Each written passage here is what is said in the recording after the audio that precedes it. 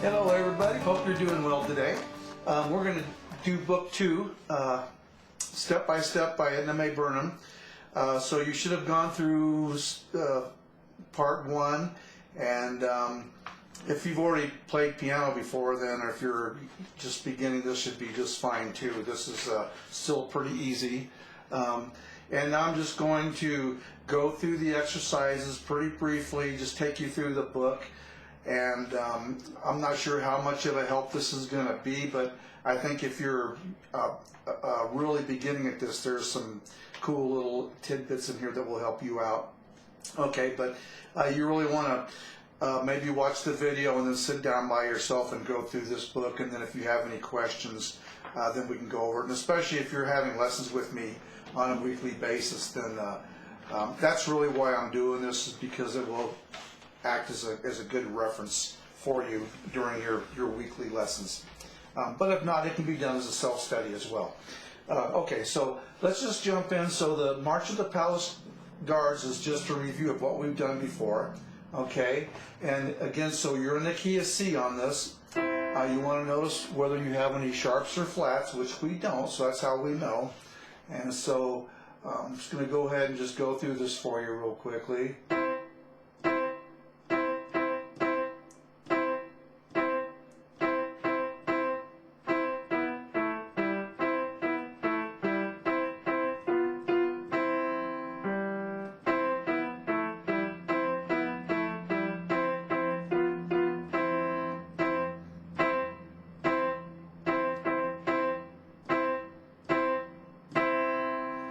Okay, so that's pretty straightforward. That's your review. And let's go on to the next one. It's the clock, and they're introducing the new C for us. And now we've kind of worked our way up and down the keyboard. So the new C, this book, they're starting all the way down here, and they're just going to kind of fill in the gaps. Okay, and so that's your C below middle C, and you can see on the staff where this is. I'm probably not going to do too much of this as far as pointing this book up at the camera, but you can see where that middle C is. In the bass clef, I like to use Ace Garage. So on the first space, hopefully you have your book in front of you. That first space is going to be A, then you have C, and then you have E, and then G. Ace Garage, that's what it's going to spell in the spaces. I'll probably put a diagram on the video to help explain that, because that's pretty important. Okay, so let me back up too, and let's look at this very beginning part of the book too. They're showing the new notes you're going to use. So we've already, basically we're covering two octaves on the C major scale, and so this might be a good thing for you to do too, is start down here on the C below middle C. We've already done this a little bit, so it shouldn't be too confusing for you. Okay, so these are going to be the new notes going all the way up to the F.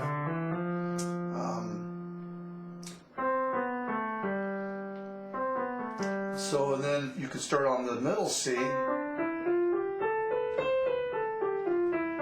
Okay, and they're showing the new notes are going to be this A, B, and the C. So you want to practice those notes, okay? Okay, so let's go on and do the clock. Okay, so again, look at the measures on that. You can see that each measure has to add up to 4. So on the clock you have rest 2, rest 4, rest 2, 3, 4. So we, like the treble clef, that's adding up to 4. Bass clef is the same thing. Don't let all those rests confuse you. It all works out when you actually play it. So you got 1, 2, 3, 4, 1, 2, 3, 4. 1, 2, 3, 4. 1, 2, 3, 4. 1, 2, 3, 4. Okay, so again, that's introducing the C below middle C, and on bass clef, the spaces spell Ace Garage, A-C-E, and then G for garage, okay? Let's go on to the next one, submarines. Nothing much to say about this one here. This you're just practicing your note reading. Here's that C below middle C. Here it is again.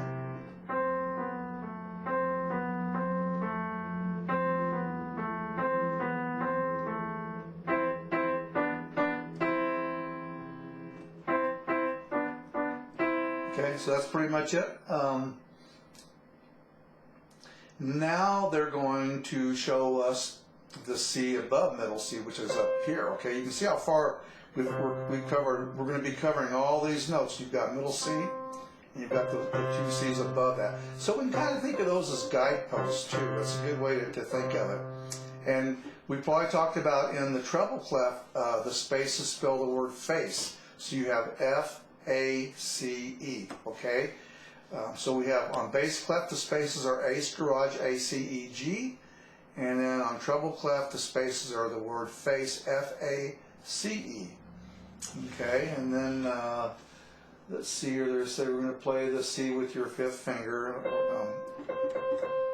of your right hand. So basically, when you do the scale the way we did it before, your pinky ends up on that C. Okay, so now on Sleepyhead, note we have 3-4. So you want to kind of get that rhythm. Whenever you get a song that's in 3-4, you want to get 1, 2, 3, 1, 2, 3. Okay, and on this particular piece too, notice that we have the B and the D note. We talked about that before. The number 2 fingers. So you have 1, 2, 3, 1, 2, 3, 1, 2, 3. Now we're gonna hit the C up middle C. Then 1, 2, 3, 1, 2, 3, 1, 2, 3. And remember that dotted half note, when you have a dotted half note, that receives 3 beats, so that measure adds up. So basically a half note is 2 beats, okay? So then half of the 2 beats is 1, you add that back on top, which gives you 3 beats. 1, 2, 3, 1, 2, 3, 1, 2, 3, 1, 2, 3. 1, 2, 3, 1, 2, 3, 1, 2, 3. Okay, let's do telephone poles. Nothing new in this one. Just you just have to work your way through it. I'll play it for you. 1, 2, 3. Oops. 1, 2, 3, 4. 1, 2, 3, 4. 1, 2, 3, 4. 3, 4. 1, 2, 3, 4. 2, 3, 4. Okay, so that's telephone poles.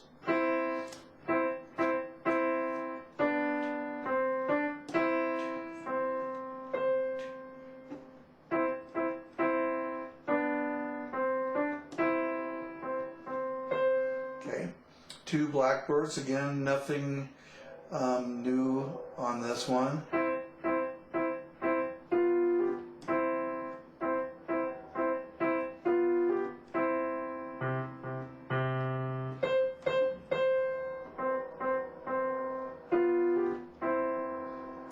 Okay, you'll just have to practice that.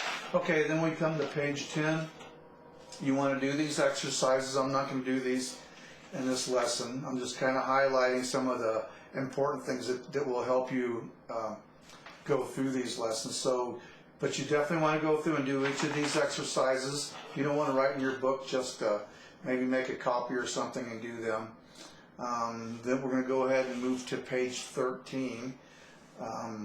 Again, they're giving us a finger marking here with your third finger on C. You want to use those, and notice on the bass clef they have the 1, so you really want to be aware of the finger markings.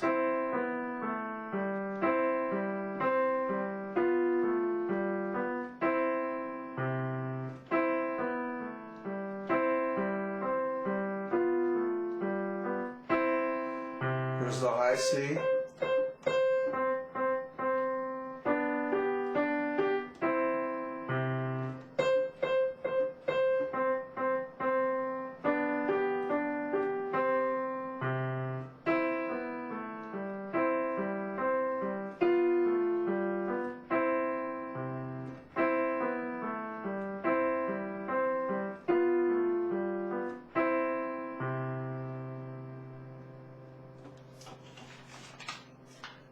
Okay, so we're doing well with that. So now they're giving us our next note, which is the F, okay?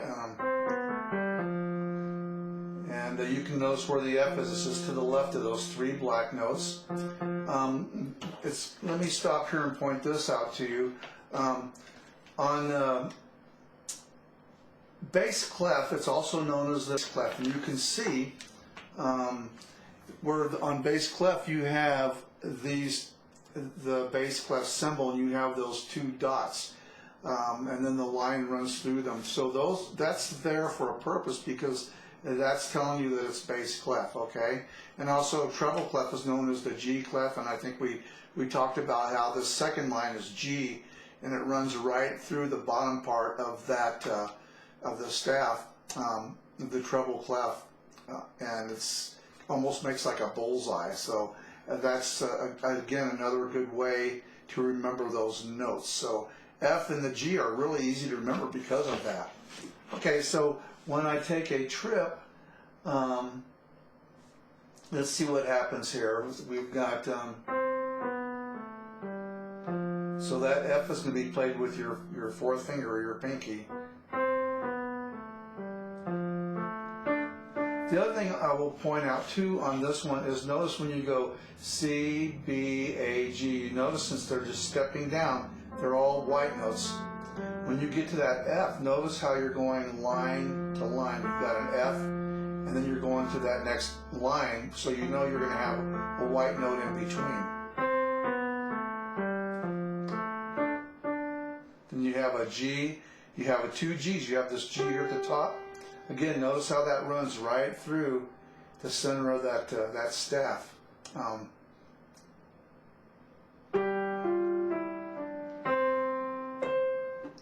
So let's do that again.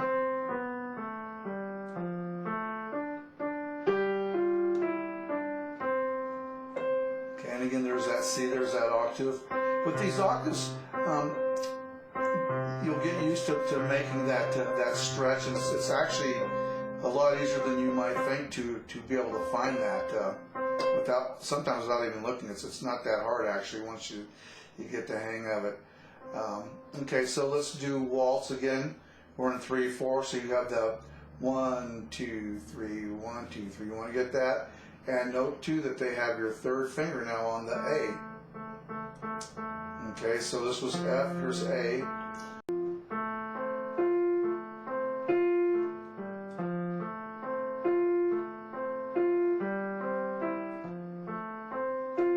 Okay, so that's the waltz. One thing with this one here, you know, this can get a little bit confusing.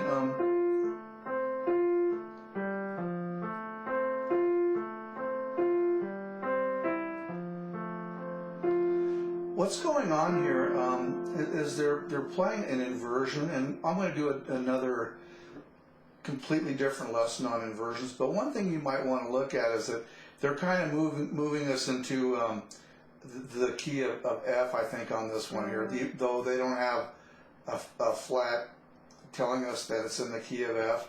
But what they're doing here is they've got this A and a C, so they're basically playing an F chord right here.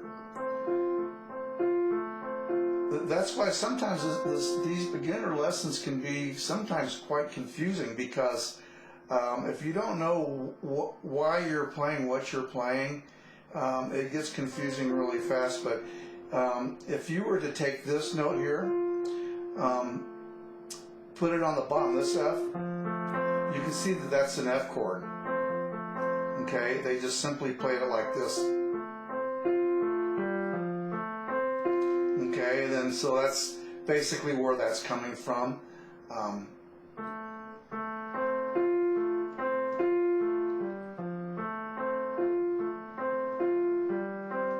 Now what is this right here?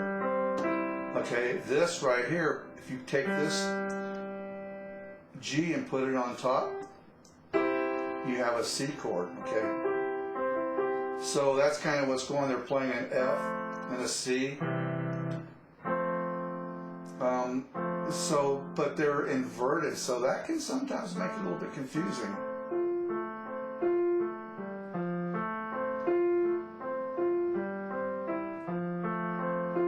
Okay, at least it did for me when I was first learning piano. I was always wondering, where are all these notes coming from?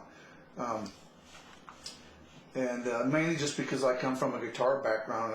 On guitar it's a lot easier to see the chords, but as you get into more inversions, that will help you build a stronger foundation.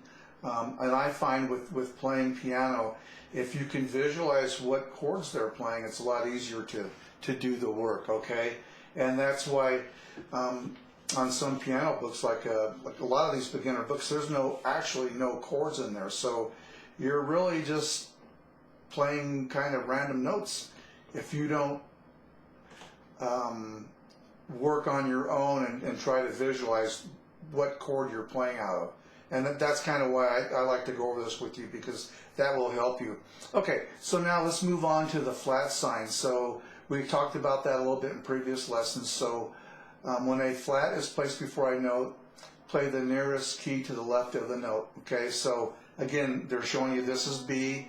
If this was flatted, then you're going to play this right here. Okay, so remember we talked about that. The black notes are all your sharps and flats. Okay, so this particular song here, they're playing a C, and they're playing this B note, but they have that little flat next to it, so that means you're playing a B flat.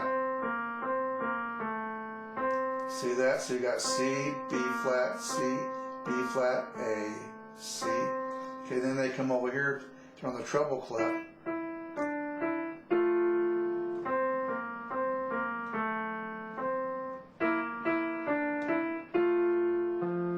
Okay, so that's how Halloween goes. And again, so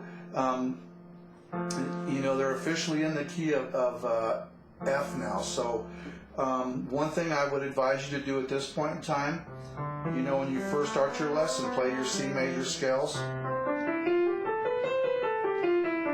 Now we're in the key of F, so remember the key of F. If you were to play F just like you do a C major scale, you can see, you can hear that something's wrong because we're missing that B flat. So this is your F major scale. And so, you know, you want to go through and practice that at this point.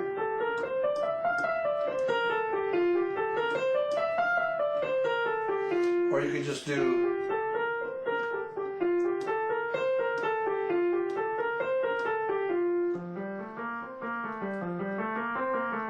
you can practice it that way at first. That's called the micro scale. Just playing the first 5 notes of it. Okay, so and you don't want to go, you don't need to go overboard practicing your major scales, you know, like some classical piano lessons. I mean, unless that's what you're trying to do, but some lessons will have you practicing scales all day long, and it's just really, really boring, and it's really not going to do you much good, to be honest with you. So let's look at the next page, page 16. They're showing you the natural sign. The natural sign just returns the note back to normal. So on Fuzzy Little Caterpillar, we have C, B, B flat. Now they played that flat. We need to go back to B, so they have to put that natural sign in front of it.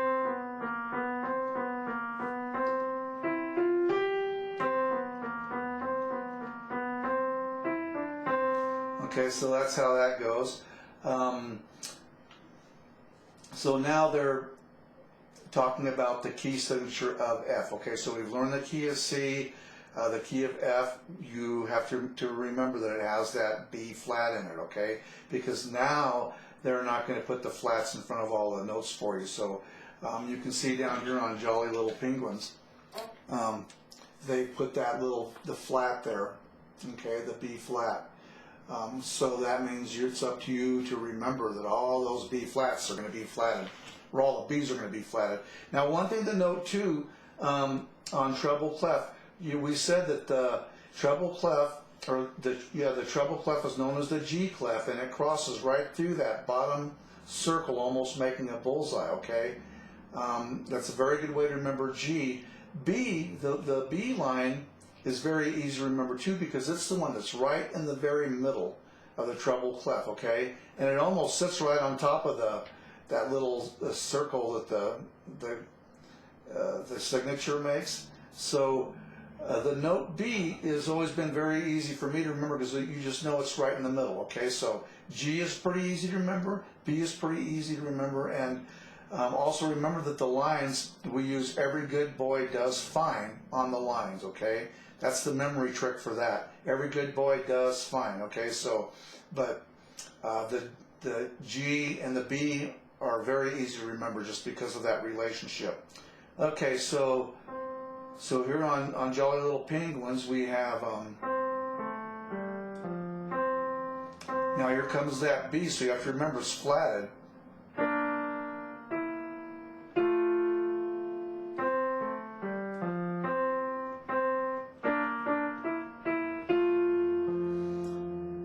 And if you have a piece that's that has like a lot of sharps and flats, you can always take a highlighter and go through and highlight those, and then that way it will help you to remember, because sometimes this will happen to you before it's over. You'll be playing a song and you'll be wondering, why does this sound so horrible? And you'll be racking your brain working at it, and then you will go, oh, I forgot, there's a B flat. So that happens. So okay, well anyways folks, this video is getting up to be over 20 minutes now, so we're going to stop on page 16 for today.